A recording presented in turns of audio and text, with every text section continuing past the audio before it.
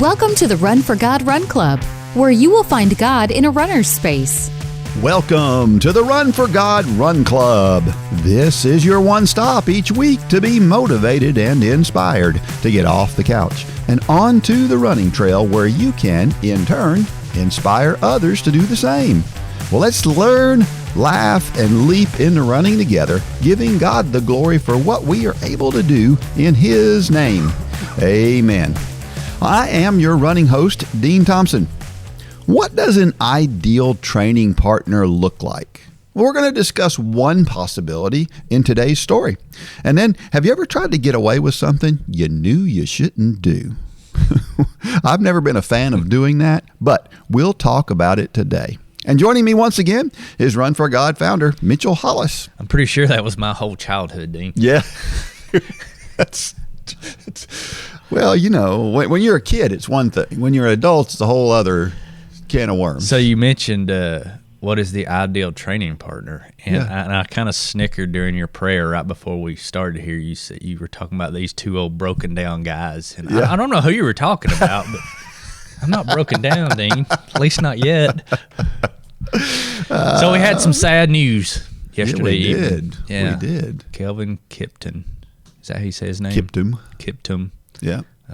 Died in a car crash. The guy, his world record time is 2 hours, 35 seconds. Yep. In the marathon. He was the guy that I was hoping was going to break that 2 hour barrier. But why do the good ones die in car crashes? Gosh, it was a car crash, and was it... Prefontaine died in a car crash. But yeah, where was he at? He was in Kenya. He was actually traveling between Eldreth and Kaptagat, which are two big training meccas in Kenya. So, him and his coach. So, there was another lady in the car, too, that survived so far. Yeah. And hopefully she will. But, sad running news. It is sad running news for today. Well, I tried something new. Yeah. This week. What's that? I tried back-to-back long runs on back-to-back days. Never done that before. Really? You know, I've got the 100-miler I'm training for, and so I thought I did a 20-miler on Friday and a 16-miler on Saturday. How'd you hold up? I was amazed. It wasn't that bad at all. Yes. I ran the 16-miler faster than the 20-miler. Really? Pace-wise. And then yesterday was Sunday. I went out yesterday and for a run. And I thought, it's going to be terrible. Wasn't that bad. Really? My body's really starting to adapt. So you're not that broken down yet, Dean. Yeah, well, thank you. Hey, before we get started, let's talk about this week's sponsor, my good friend Hunter over at Trinity Disposal. They are the go-to disposal company for North Georgia and surrounding counties. Trinity offers weekly residential trash collection and commercial front-end load dumpsters. Trinity is very detail-oriented and has an excellent customer service reputation. If you're interested in top-of-the-line disposal company in the North Georgia area, give Trinity Disposal a call today. Again, we just can't say how thankful we are for our sponsors, for Hunter and his whole team. We just simply can't do what we do without them. Man, so appreciative. Our Facebook post from yesterday comes from Lauren Eldreth Blevins. I like these short posts that say a lot. She says, week 2, day 1. Today was definitely a Monday, but I did get my workout in. Currently doing the Couch to Marathon plan. I did a 5K this summer and was hooked. I never would have thought that I could be a runner in my adult post-children life, but God can do the impossible and make all things new. You know, this says a lot in these few lines. And, you know, the thing about this is, it's interesting, she's surprised, right? You know, I think a lot of people would enjoy running if they would allow themselves to enjoy running. But running's hard when you first start, and so it's hard to get to that point where you enjoy it. But if you'll ever go through the 12 weeks or so it takes to get to that point where you can enjoy it, it's pretty enjoyable. And it's always cool to see somebody who comes to that realization. Yeah, I think, you know, like Laura did, I think most people's biggest problem, I think a lot of people have the desire to start running. They just start it wrong. That's true. They do the twos. They do the too much, too fast, too soon. And if you know, I think that's why we have such great success in our program. Not that we have a secret sauce, but we have a strategy. And we start people slow. We started them walking and running, and we eased them up to that first 5K. She mentioned that she did a 5K this summer and was hooked. If you do it the right way, it is rewarding. It is enjoyable. But like I said, most people, kind of like I did, the first run I did, you go out and you're like, well, I'm going to start running. You go out and run 4 miles. Everything hurts. It's terrible. You never want to do that again, and you lay it down. And if you do it the right way, it is rewarding. And you can do it at any point in your life. You know, we've got people in their 80s doing this program now, and they're just killing it. I mean, I look at some of the names, and I'm not going to say any of the names right now, but we all know the names in Run Club, and we're just like, you know, I hope that I'm doing that as good as they are when I'm their age. Amen. And, that's true.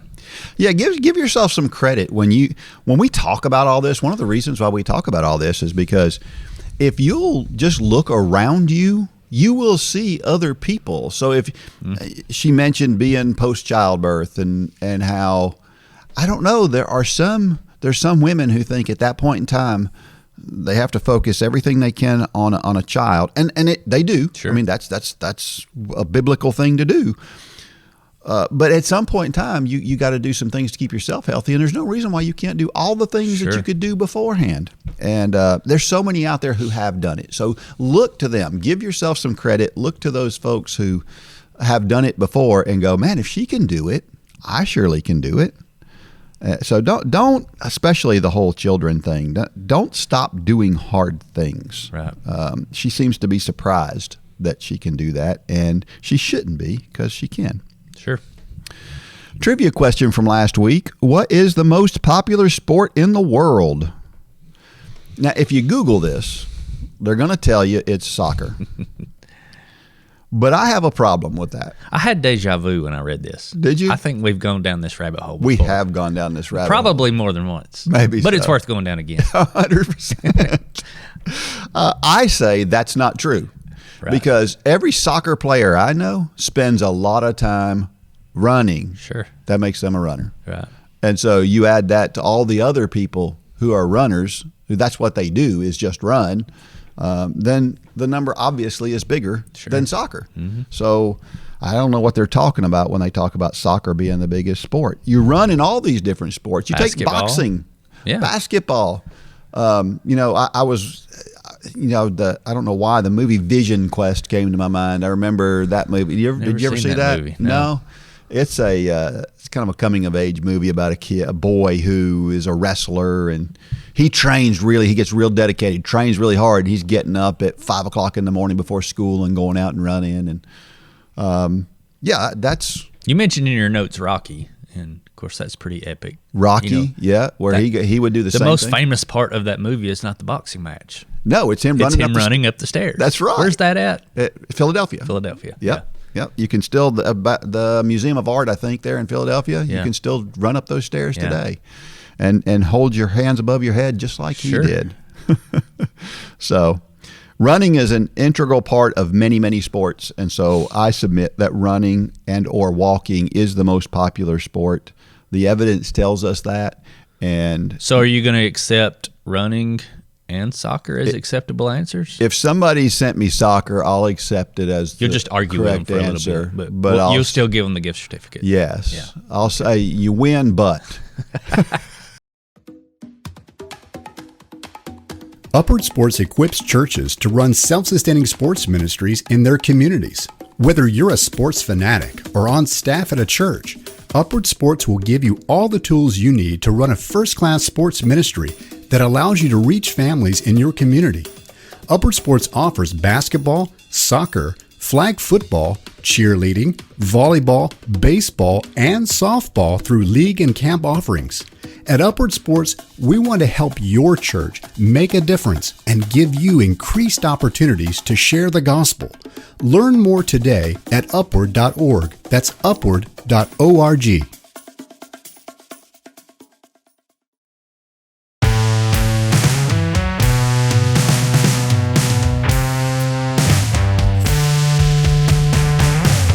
All right, so we're back, and I've mentioned a few times on here that Holly and I we're downsizing and we're building a home right now, And I've said when I get that home done, I'm going to sign back up for something. I haven't done a race for over a year now. I think the last race I did was the Silver Bell Sprint last Christmas. And so I'm trying to decide what I'm going to do. You haven't signed up for one yet? I haven't signed. So. I said I'm going to wait till I get in. I've kind of had this. There's a race in May that you could sign up for. It starts in Key Largo. That's too soon. That's no. I've been talked into that kind of racing before. But so I've kind of been singular focused, and I've always known that I can be very single focused. I have my upward running responsibilities. I love what I do here, but everything outside of that has been just laser focused on getting the house done. And I knew how bad it was the other night because Holly mentioned, like, I don't remember what it was she said. She's like, let's go out to eat at night or something. We got to get this house done. It's like I can't do anything now until we get this house done. But what I'm saying is we're probably a few weeks out from having it done. We'll get moved in. And I'm trying to decide what I'm going to do. Am I going to do a triathlon? Am I going to do some kind of running? Am I going to do some kind of walking? I'm trying to figure out what I want to sign up or do. I want to have an end point. I've just been walking for a few years now. And so I don't know. You got any ideas? Yeah, you need to sign up for a triathlon because, I haven't been around triathlon now for a couple of years. And I'm not going to do a triathlon because I don't want to. I don't want to do the swimming portion of the triathlon. So if you sign up for a triathlon, it gives me an excuse to go watch a triathlon race back again. In that world a little bit. Yeah. But I don't know. I can't decide. But I will sign up for something. Yeah. I'm saying this to hold myself accountable. Right. Because when I get moved in, get settled, I've got to. So if you're out there and you have any ideas, send them in. Because I kind of want to do something different. Something I've never done. Maybe that is a triathlon of some kind of degree. You can do the half marathon in the fall with a group. Right. Yeah, we're going to talk about that here in just a minute. Yeah. I don't know. I just wanted to throw that out there, and if you got any ideas, let me know. If you're doing something in your area, I'm looking for something later this year. Yeah. Well, here's an interesting thing I found. Matt Fitzgerald, Matt Fitzgerald, he's written a ton of books. My favorite is How Bad Do You Want It? But he's written a bunch of running and triathlon books. And so he has started this running camp, and it's called Dream Run Camp. It's in Flagstaff, Arizona, which is where he lives. And it looks like it's a camp that goes on all the time. Like it never closes down. And you can stay for up to 12 weeks, and you stay in this, what they call a dream house. You have access to Matt as a coach. You have access to weight rooms and saunas and all this different running and recovery and exercise type stuff. And there's trails, and there's actually strength coaches and dietitians. And it sounds like a great, cool thing to do. So I don't know. Now, according to the website, it says the cost is only $45 to $115 a day. Now, I find that hard to believe. That's got to be just like, maybe that's lodging. I don't know. But there's got to be more cost than $45 to $115 a day. If not, there's going to be a long waiting list. Sure. But here's the other thing too. They're even associated with the Hoka Northern Arizona Elite Team. So you actually get to kind of hang out and run with some of the elite runners. And this is purposefully designed not for the elite athlete. This is designed for anybody who wants to go. No matter what your fitness level is, you can go and do this thing. So I thought that was a really cool idea. Yeah. Would you do anything like that? I think I would. Yeah. Yeah. I mean, I like that type of thing. Yeah. Getting together, doing something different. Yeah. That's definitely different. But yeah, I think it'd be fun. Neat. Yeah. To go as a group of 4 or 5 people and go out, that would be cool. Yeah. Well, our Facebook post was about a mother, and our story this week comes from a mother, and this is her story of running with her son. It's a good story. So this lady actually finished the marathon this week. So Hope Reagan, and she promises me she's going to write another story, so you'll hear from her again hopefully soon. She wrote this story called Family Matters, Running Buddies. And she wrote this back in 2014. So this is a reprint, basically, from something she had written before. Mom, will you go running with me? These were the words I had been waiting to hear from my 16-year-old son, Luke. I had been asking him for some time if he wanted to go running with me, but his answer was always no. I've been running for almost a year now, and one thing I know for sure is that I enjoy running with a buddy any day over running by myself. When running with a buddy, you can talk and fellowship to take your mind off of actually running. Most importantly, you have someone else to help hold you accountable for reaching your goals. Of course, I said yes to Luke asking me to run. This was the day I had been waiting for. I could just see us running together, mom and son talking, laughing, and bonding. We got on our running gear and headed to the running path. Once at the path, Luke said, "Are you ready?" Before I could even say yes, he was gone, leaving me eating his dust. This was not what I had envisioned. This was not what I had planned for. We were supposed to be running together and bonding. He should know I hate running by myself. We met back up at the high school football field where he wanted to work out with me next. Oh, I knew where this was going. He would be leaving me in the dust again.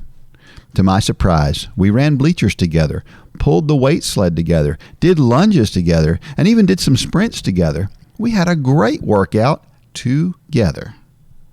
Luke loves physical activity and enjoys someone either watching him or participating with him. Without Luke knowing it, this is how he likes to bond with others.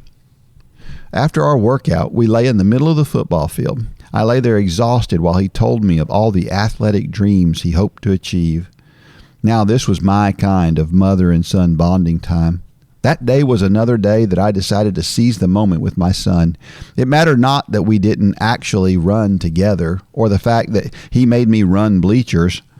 The point is, we were together doing something we both enjoyed. After our long talk, it was time to run back home. I'm sure you can guess that he beat me back home. It's a great story. Yeah. I remember running with my son. I know you run with yours, and it really is a lot of fun. It is to do. Yeah, and this story is a good. It's good to write your thoughts down, because I'm sure that she goes back, and I'm sure the reason why she sent this in was because, I remember this. She probably found it and thought, this is pretty cool, and it would make a pretty good story. And so it's just something she wrote down years ago, and now is kind of reminding herself. It's pretty cool. Yeah, and it's kind of, I don't know if when's the last time you ran with one of your boys, but mine, of course, they're way faster than me, and they've got their own teams now, and I don't coach any of them now, and so it's been a while. I was out walking a few weeks ago, and my oldest Lane come out and walked with me, and it was pretty cool just to it kind of was reminiscent or nostalgic, or I don't know what the right word is for it. But I mean, when he walked up to me, I was like, okay, what do you want? Because you don't ever come out and just walk with me. But yeah, he just wanted to talk, and I mean, it was really cool. It was I don't know. I love this story. I love the questions and scripture verses she has here. I love this story. So I hope you did a great job on this. Yeah, and we do love to share our experiences with others. I did the Mississippi River Marathon, and there was a guy in that race who I ran kind of behind him. I could see him in front of me for the whole first half of the race, and I kind of pulled up behind him, and then I pulled back when I went and I had to make me a peanut butter and jelly sandwich while I was running, and just trying some stuff for the 100-miler. And anyway, he pulled away a little bit, and we got to the halfway mark, and I passed him, and then I went to the bathroom and got out, and he was past me again, and I caught him again, and anyway, we went back and forth. Just bottom line is, he and I we kind of hung out with each other the whole race. Well, at the end of the race, I tried to get him to come with me. With 2K left to go, I said, come on, let's go. And he just couldn't. He just couldn't do it. But he tried a little bit and then couldn't. Anyway, we get to the finish line, and after I finished, I turn around and I look, and there was another guy who had caught him and beat him just before the finish line.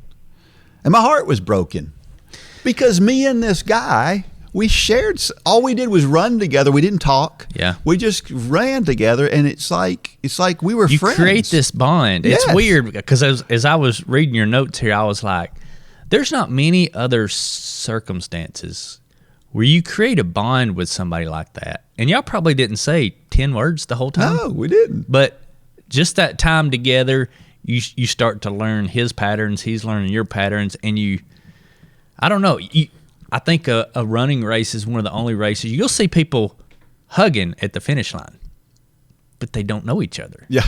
It's true. just they kind of created a bond while they were running, and they're like, thanks for pulling me, and hugging each other, and it's, I don't know, I don't know of any other sport that's like that. No. Maybe there are, but Yeah, probably.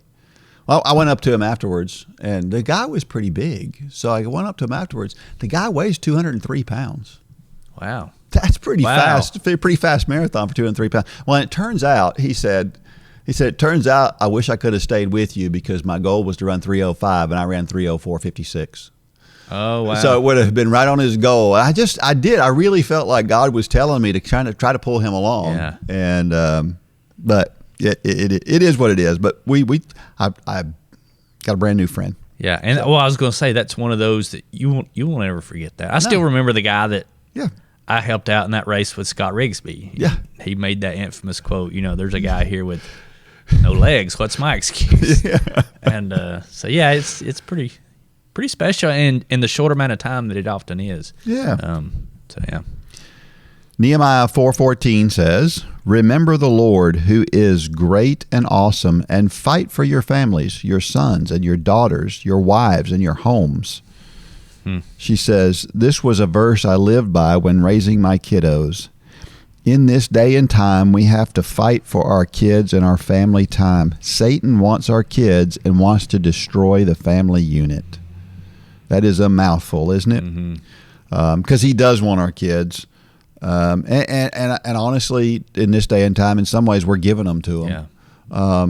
Not every parent, but a lot of parents don't even realize that they're doing that. Well, and it's not anything they're doing on purpose. Right. Yes. And so to the young families out there, to the young parents or soon to be parents or want to be parents, gosh, I mean, this is probably one of the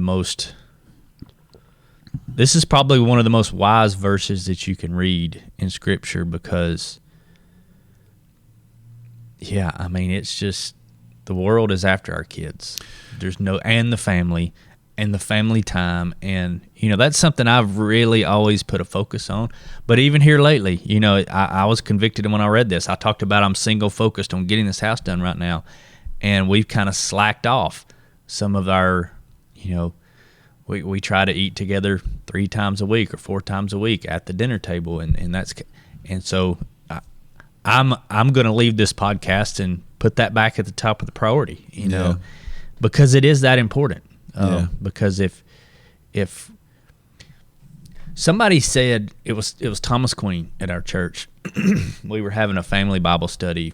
It's been months ago, and he made a comment that really stuck out to me. It wasn't about this verse, but it should have been about this verse. He said, "You always hear people out there, parents say that they don't want to indoctrinate their kids." He said, "Somebody's going to indoctrinate them." That's right. Indoctrinate. Am I saying that right? Yep. Somebody's going to indoctrinate them. Yep. You better. That's right. And we do. I'm not throwing stones because I've slipped into it before. But you're like, we need to let them make their choices, and we do. Sure. But we need to guide those choices. Yeah. I explained it to Lane one time. As he was getting older, I think he was 18 or 19.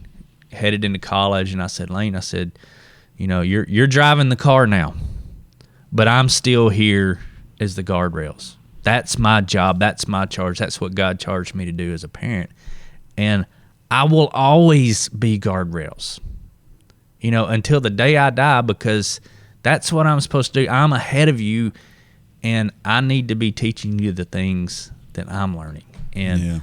But society says."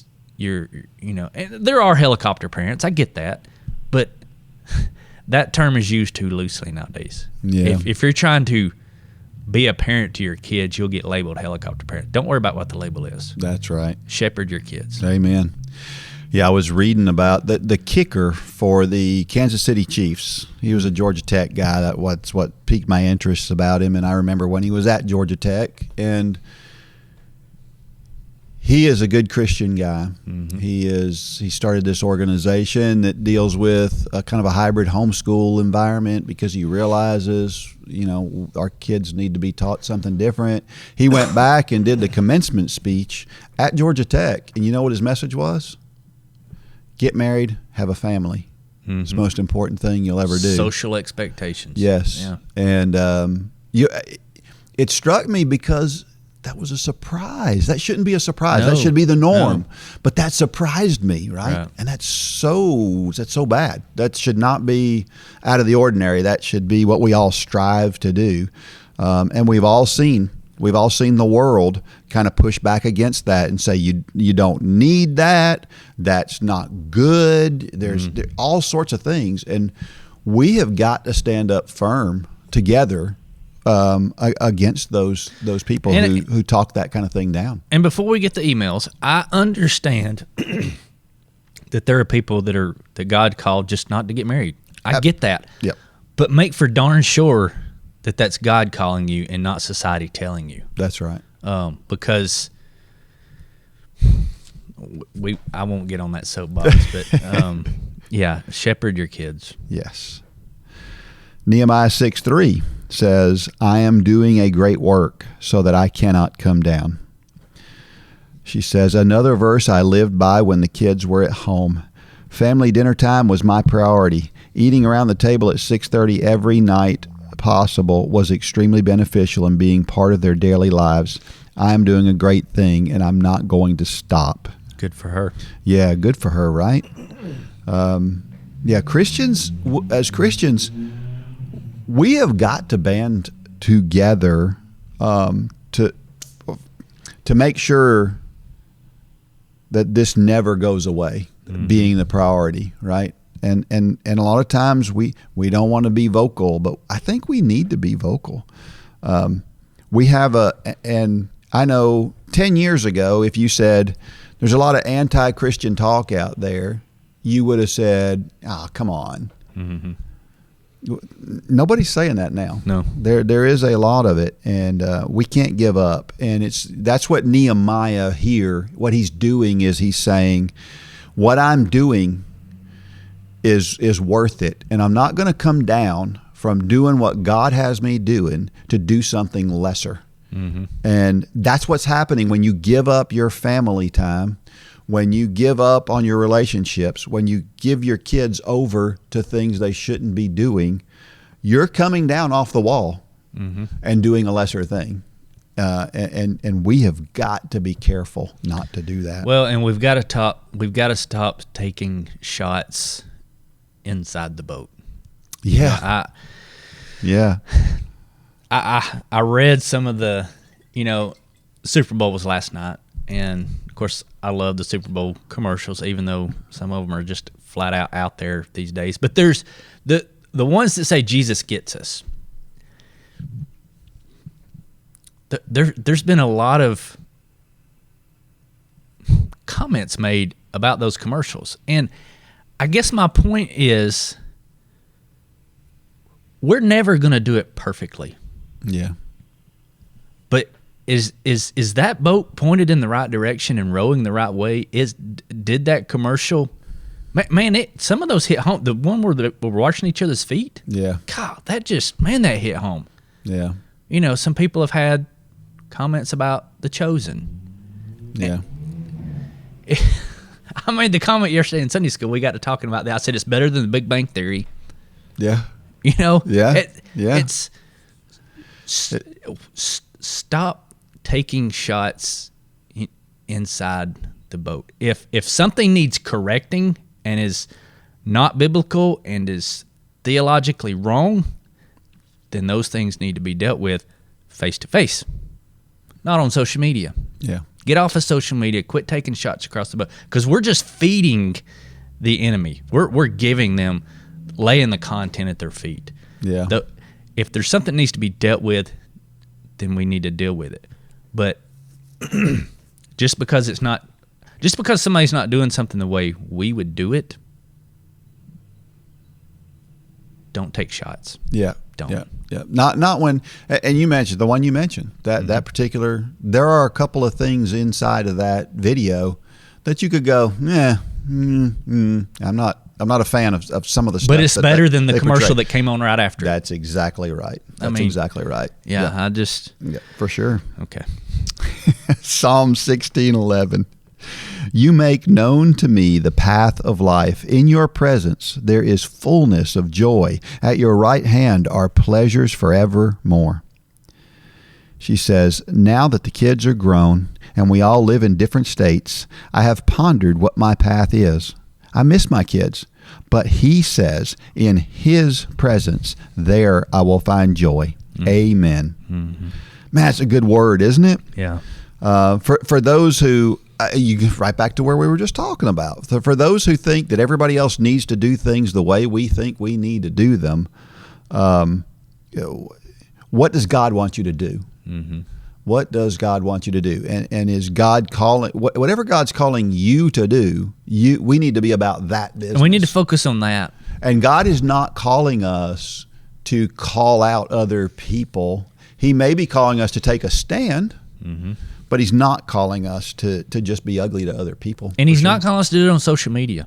That's right. Yeah. You know, this really, what you're saying really, and I think I've mentioned it on this podcast before, but I had lunch with Mark Yoho. This has been years ago. He's the guy that helped us write chapters 9 and 10. He's a street preacher, great evangelist.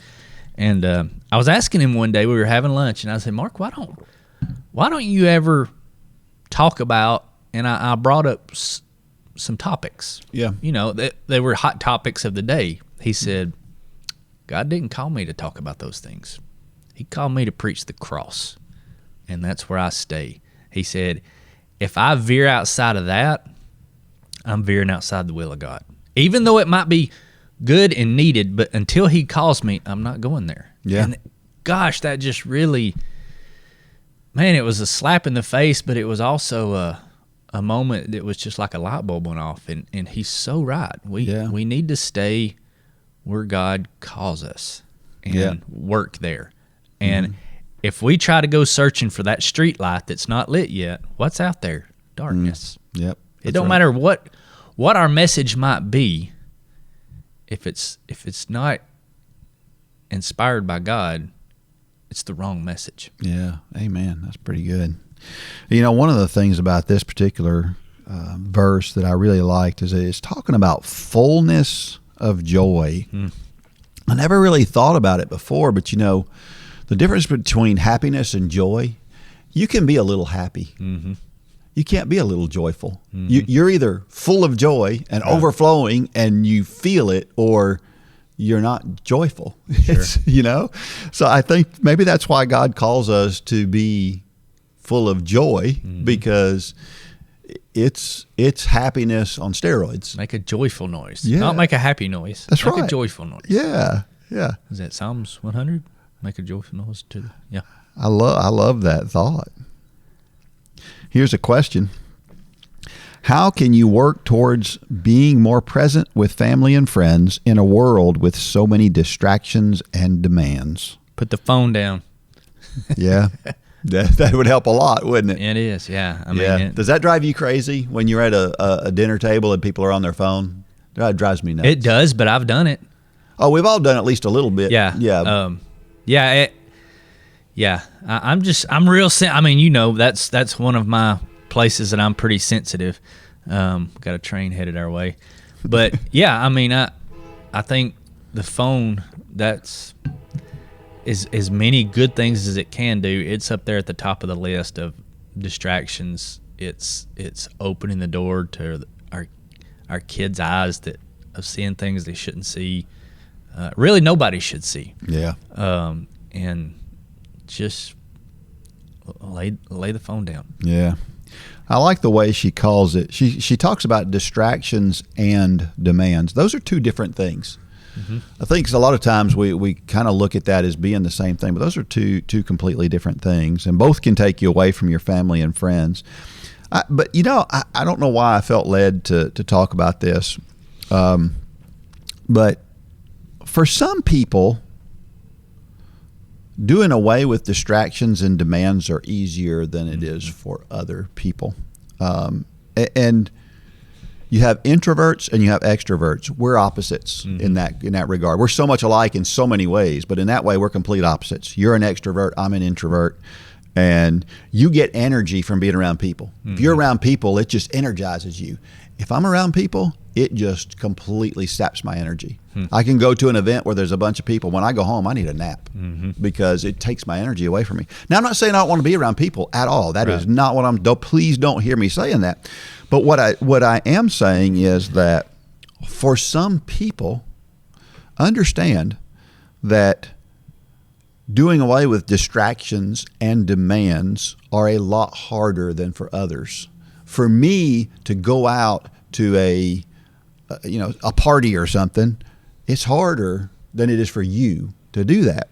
And it's a lot like, I think it's a lot like running or walking. The reason why I can do that, even though sometimes it almost even scares me a little bit, is because I know it's good for me and I know I need to do it. And I know that I'm going to enjoy it afterwards or while I'm doing it, right? But it's a little scary to go do it. It's a lot like running and walking. We know that if we'll go out there and we'll run or we'll get in that walk, that we'll be glad we did it afterwards. But sometimes getting out there to do it's hard. And we need to do that. And we need to look at all those other opportunities we have to do away with that distraction or that demand, whatever that thing is that's getting in the way. Look at it the same way. Understand that if you can get by it, it will make you better, right?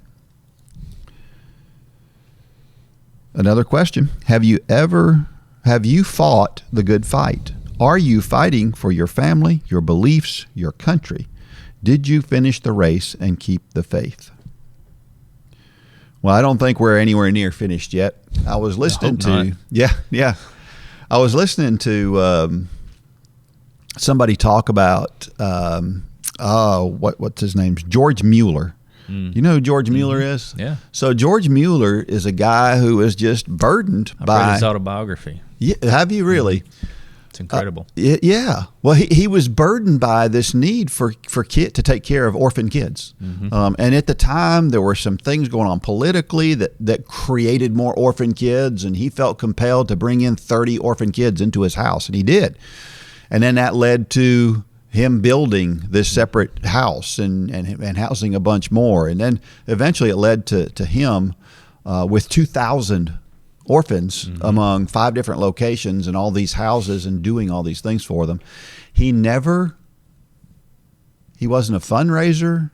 He relied on God to provide what he needed. And the stories about the way God was right on time and delivering some of the needs they needed. Have you read the autobiography? I haven't, but I'm going to. I think I've got it over there somewhere. Yeah? Yeah.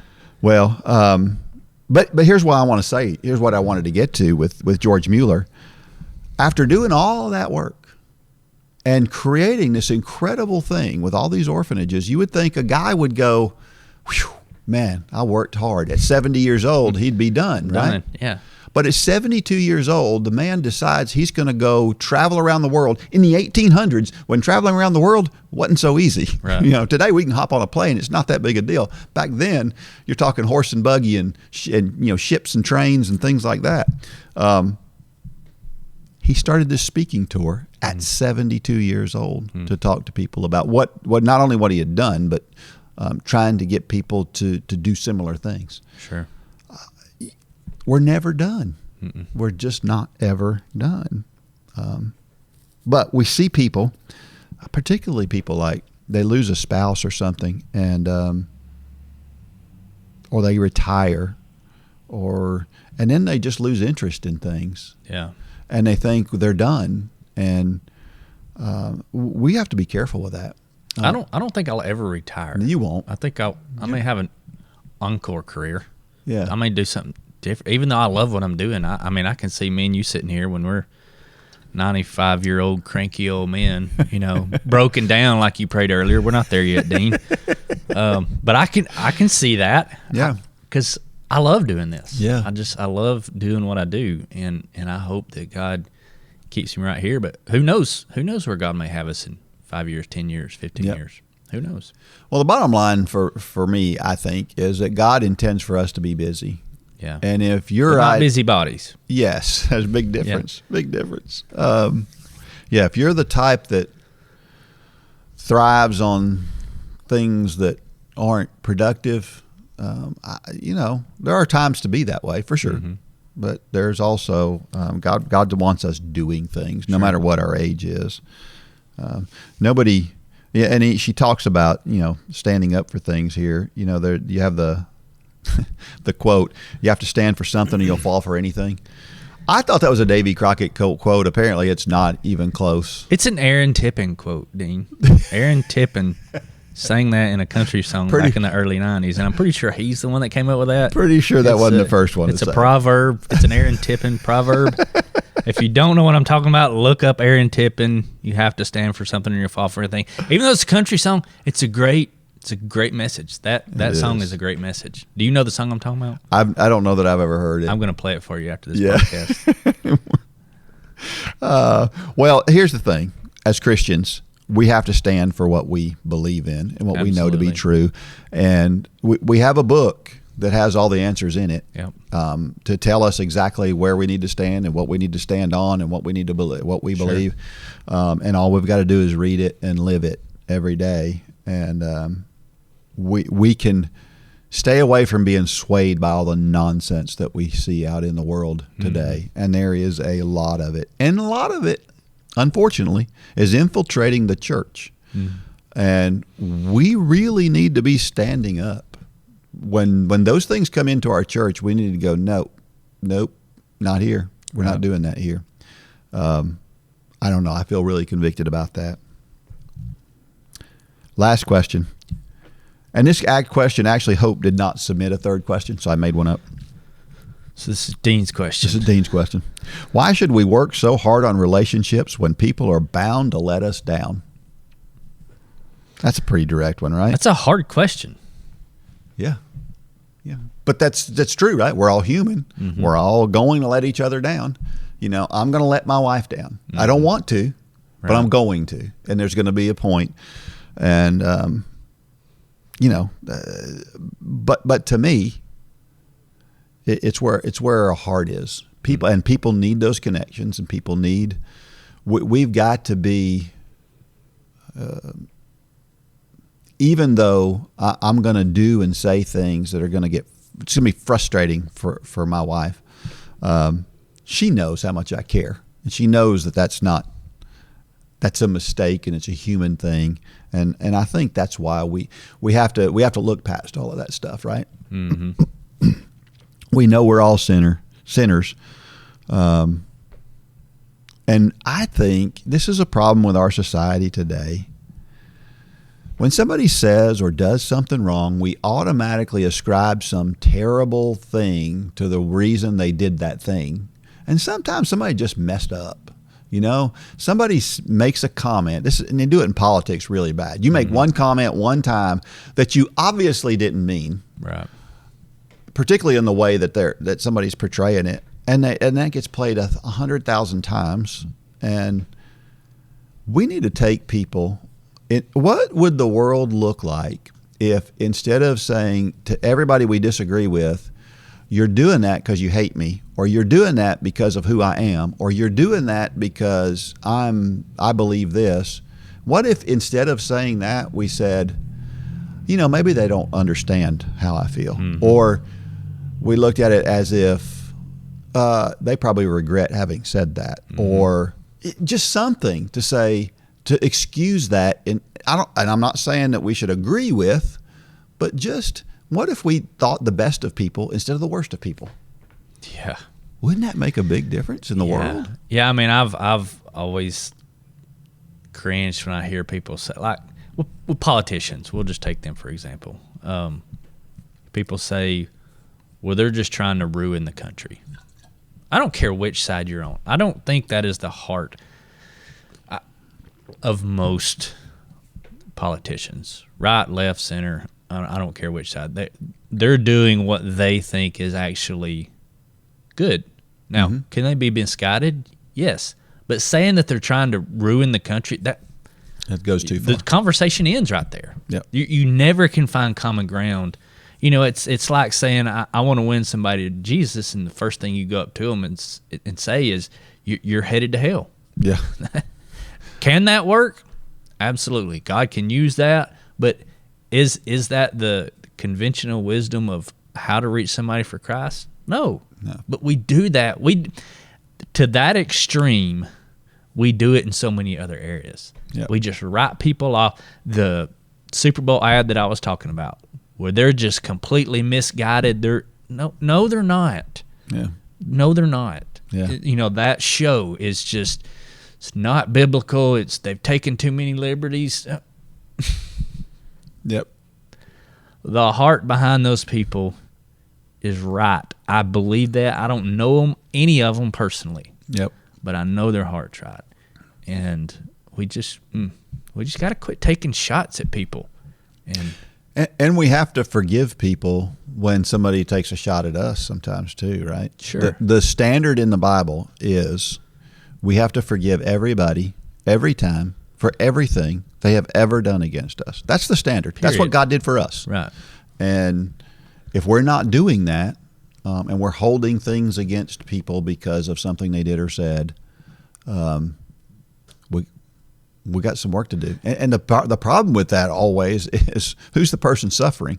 Yeah. It's the person that won't forgive the person.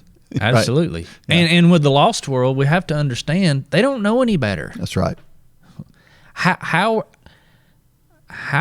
do we expect them to act and love and treat people like Jesus when they don't know Jesus? Yep. Then it falls on us to reach them. That's right.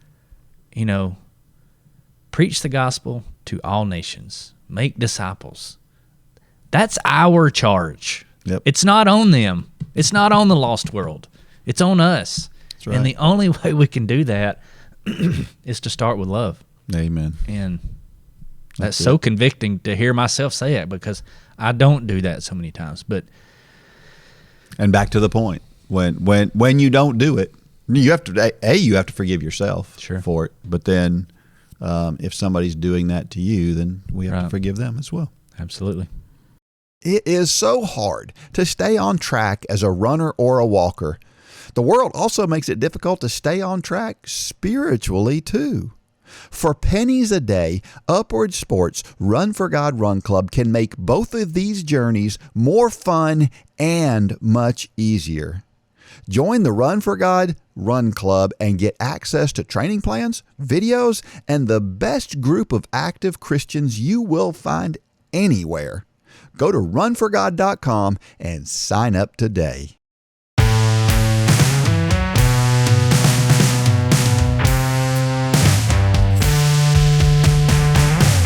All right, so we're back, Dean, and you mentioned this a little bit earlier, and we mentioned it last week, but we've got some pretty exciting things coming up. We're going to try something new this year. We've always done the Couch to Marathon starting in January, and we've already talked about we're going to start a Couch to 5K, a 5K challenge, nationwide challenge, starting at the beginning of every month, the first Monday of every month. We have a new online Couch to 5K challenge starting at the first Monday of every month. So if you can do any of these challenges self-paced, but if you want to do it with other people, you can start the first Monday of every month. You can start a 5K challenge, running or walking. Well, in April 1st, not only are we starting the 5K challenge, which will be the patriotic edition, because it will land you at a July 4th race in your community, but we're also going to start a Couch to Half Marathon challenge, which will end the first week in January. So there's, typically there's a lot of half marathons, that time of year. If there's not one in your area, you can find one, or you can just go out and do it in your community. But we're going to do a Couch to Half Marathon challenge starting on April 1st as well. So this is not an April Fool's thing. It's just they both happen to start on April 1st. So in the first Monday in March, coming up, we're going to start a 5K challenge. The first Monday in April, which is April 1st, we're going to start a 5K challenge, but we're also starting the Couch to Half Marathon. So maybe you didn't want to sign up for the full Monty in January and do the Couch to Marathon. Maybe you think, I would like to do a half marathon. A lot of people love doing half. My wife, she loved doing the half marathon. She didn't really care about the longer distances. If that's you, join us on April the 1st. You got to be a Run Club member, so make sure you go in and get signed up. To be a Run Club member, get all the perks and all the new things that we're coming out with. But sign up for the Couch to Half Marathon Challenge. That will not be on the website to sign up for until the first week in March. But we're just kind of letting everybody know that it's coming. So mark your calendars for April the 1st if you want to sign up for the Couch to Half Marathon Challenge. That's awesome. Well, you remember Barefoot Running when it was all the craze? I do. I had to argue with some of our coaches out there that they were trying to teach this on shoe night. Yeah. And I was like, no. Yeah, don't do Not that. a good idea. Yeah. Well, I haven't seen that many people over the last few years, but I did see somebody at the marathon who ran the whole marathon in sandals. And so I thought, there's still some people out there doing the whole minimalist thing. And then last week we had the trivia question about Abeba Bikila. And, it started me thinking, I wonder how much of this is actually going on. Well, it turns out there's several companies that are still making these minimalist shoes these days. So apparently it's still a fairly big thing. I remember trying it back when it was popular, and I bought some of those 5 fingers, and they were actually a size too big. Vibrams, is that what they're called? Yeah. They were a size too big. I bought them on a clearance, and that's why I bought them too big. But I thought, I just wanted to try them. Yeah. So I tried it, and it's not as crazy as some people think. Now, I'm not advocating for it, just like we just said, but I think barefoot running can be good for us. And this is why I bring it up, because a little bit of barefoot running can teach us how to run with better form. Sure. Our bodies are made, and our foot is made so that when you land on your full foot, your your toes splay out, and it absorbs the shock. Sure. The problem is today's running shoes, they have a big, thick heel, and so we have a tendency to land on that heel really hard, and that's really bad on our bodies. And it's just improper running form, and it leads to injuries. And so getting out there every once in a while, going to a local high school track, that's kind of, they got that rubberized surface that's relatively soft but still firm, and running barefoot will show you what you're doing wrong in your form a lot of times. So it's a really good thing to do. The other thing that I like to do is I always like to take my shoes off and do strides on the infield, on the grass, barefoot, because running barefoot strengthens your feet. Sure. And it's good for you. So I'm not telling you to go out there and run buy a pair of minimalist shoes and go out there and run 5 miles. That's not what I'm saying. Please don't do that. Don't do that. Yeah. But use it as a diagnostic tool, or if you want to try it, go do it a little bit. Sure. Go do a little bit of it, and run 1 lap around a track barefoot, and then see how that feels. And if you like it, then maybe you go back, and a couple of days later you run a little bit more, but a little bit more, making sure it's a little at a time. Bottom line is just be careful with it. But I just didn't realize there were still folks out there doing it, and they are. So I just might buy me a pair of the sandals. I just want to see what it feels like to run in sandals. Yeah. You know me, I want to try everything. So I ran in a pair of, remember the Sanooks? I think you had some, didn't you? yeah. I remember I ran 4 miles. I ran the college loop because I forgot my running shoes, and I had on a pair of Sanooks. And, I'm kind of hard-headed. I'm going to do this. If I drove all the way down here to do it. It's like punishing yourself for forgetting it was your shoes. Terrible. Yeah. I will never try that again. It was. Of course, it's exactly what you just said. I didn't go out and run 100 yards. I ran 4 miles, and I hurt for a week. I'm sure. After that. Yeah, those are not great. All right. Well, it is time for Dean's Thoughts, and that's a time when I share something that I've written about the intersection between running and faith. Well, would you run differently if you knew a coach was watching every step? This one's called, Did the Coach See That? As I ran the last couple of miles of the Mississippi River Marathon, I passed a few of our Run for God half marathon participants. The two races followed the same race course, with the marathon starting further out. It was a great mental boost over those grueling final miles of a marathon to see and hear people I know cheering me on. After the race was over, one of the Run for God folks said, "It was my job to make sure that we were not walking when the coach approached us before the end of the race. I kept looking behind me, but he snuck up on us while we were walking anyway." They were in a group, mostly running, but they took a walking break, and I ran up on them when they did. Of course, in this example, they were only joking about when the lookout said, "I had one job." But it made me think, when I was a kid, there were things I would not do when my parents were watching me. Why? Because I knew they were things I shouldn't be doing. How would my behavior have changed if they were always watching me? I remember when I was in high school, when Randy Ashley and I ran together for a 6-miler one day. Randy was a freshman and I was a sophomore. We had a great run, but when we returned to school, we found out that nobody else completed the run. They all decided it was the one day they would hide in the woods to avoid doing what the coach had asked us to do. Randy and I were the only ones who ran. I remember thinking, Coach is not going to be happy with them. But a second thought came to me almost as quickly. Why would you not want to do what it takes to be your best? The coach wanted us to run 6 miles for a reason.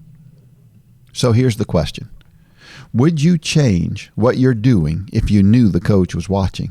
Would it be easier to get out the door for that 6-miler if the coach was living in your house? If so, why would you not choose to do it anyway? In the words of my mother, who seems smarter every day in my mind when I look back, you're only hurting yourself. You don't need anyone but yourself to motivate you. If it helps to think about the coach watching every move, I suppose there's nothing wrong with that, but you should want to do it because it will make you better, or else the coach would not have asked you to do it. Today, Randy and I have both coached national championship caliber athletes. It seems to me the success we've had in running has a direct correlation to the past. Now, when it comes to our faith, our coach is a little different. He does see all that we do. That can be pretty motivating to stay away from the things we should not do. But there's a more profound reason to do God's will. Not because we're afraid He will catch us if we don't, but because we want to please Him. And if we take that a little further, being obedient to God will reap big benefits. We have all read the story of Job. He remained faithful to God when it was terribly difficult to do so. And what happened? He finished life with a double portion of everything. Job did what he did not because God was watching him, but because he knew the majesty of God and wanted to please Him. Are you one of those people who say, if I only had someone to push me a little harder, I could do so much more? If so, get motivated by telling yourself that there's always honor and reward in doing what is right and good. Run because it will make you a better person physically and mentally. Do God's will because He is worthy, and when we do His will, He has a smile on His face. Now, don't you want to be the one responsible for that smile? It's a great story, Dean. I remember that day like it was yesterday.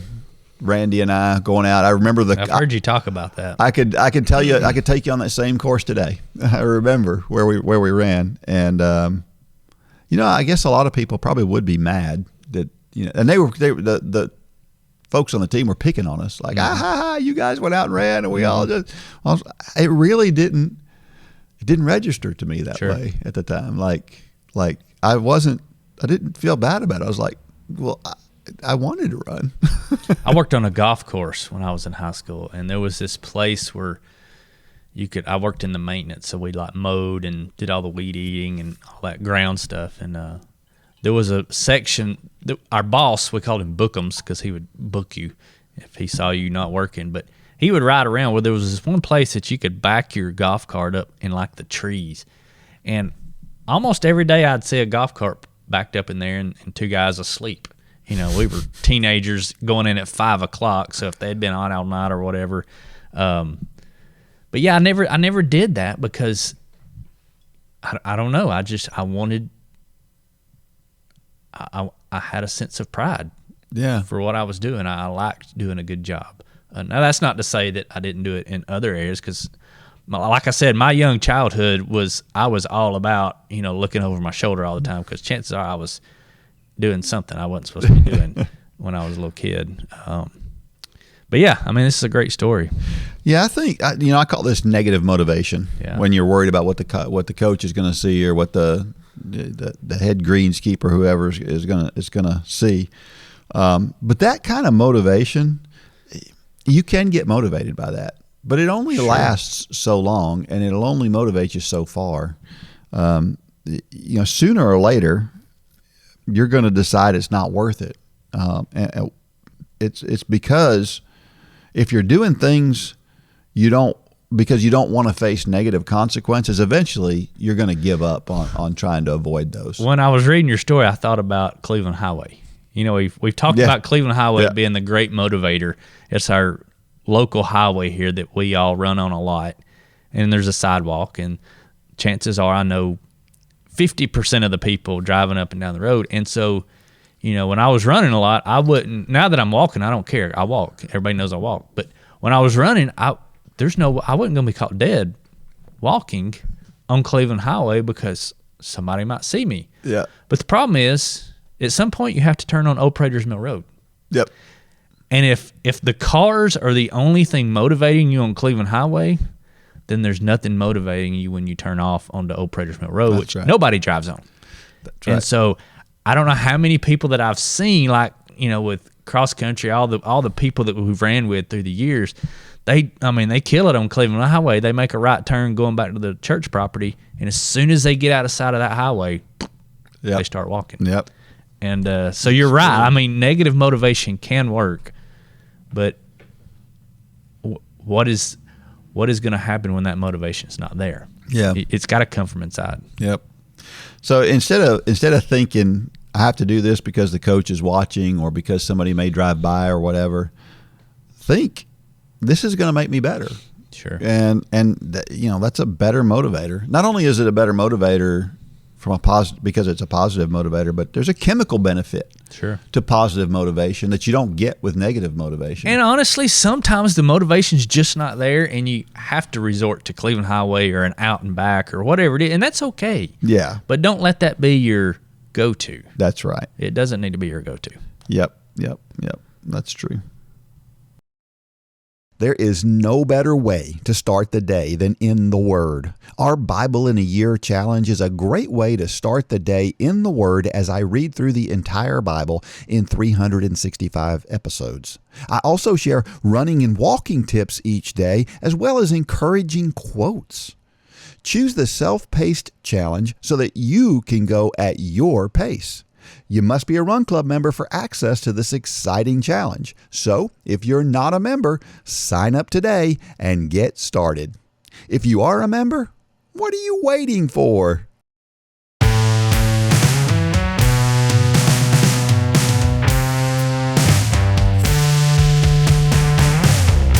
All right, every week I share a reason why running and/or walking is so awesome. How about this one? It can help you with appointments. Well, what do I mean by that? Well, let's say you take your car to get the brakes done, as I did last week, and it's going to take them a couple of hours to do it. Well, maybe you have some work to do or whatever, but it's also maybe a good time to catch up and go do a run. So go for a run, a walk, especially if you're a walker. That's easy to do. Just go out the door and walk. Or if you got a kid's ball game, 6 miles away from your house. Yeah.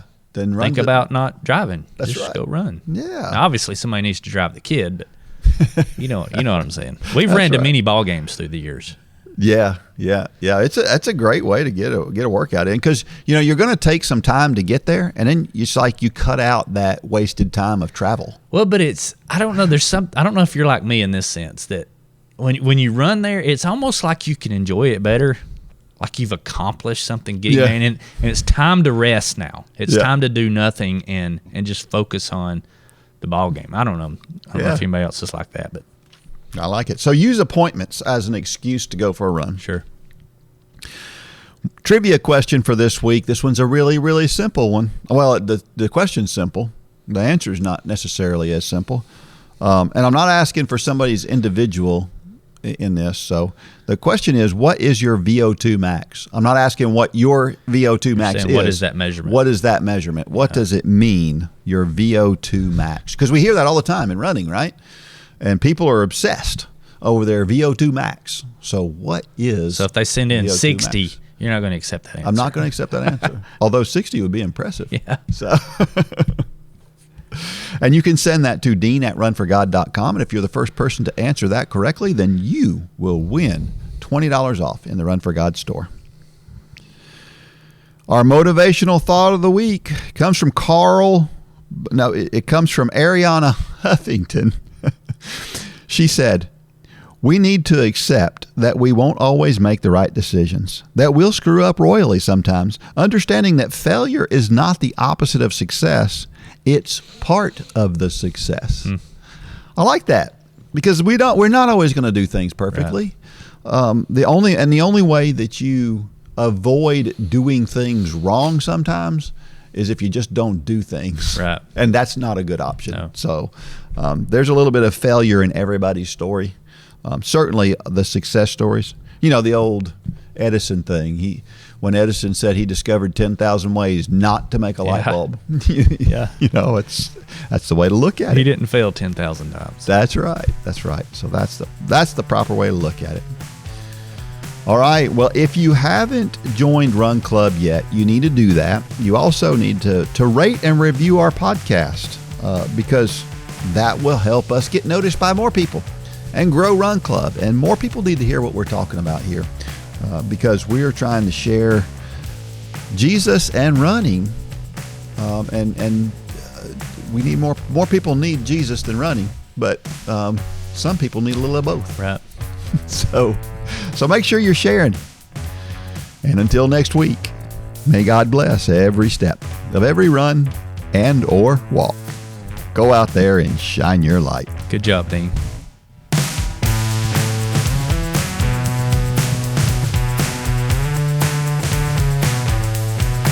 For more information about the Run for God ministry, go to runforgod.com. If you have questions about your salvation, click on the Peace with God tab. There's nothing more important. Thanks for joining us today.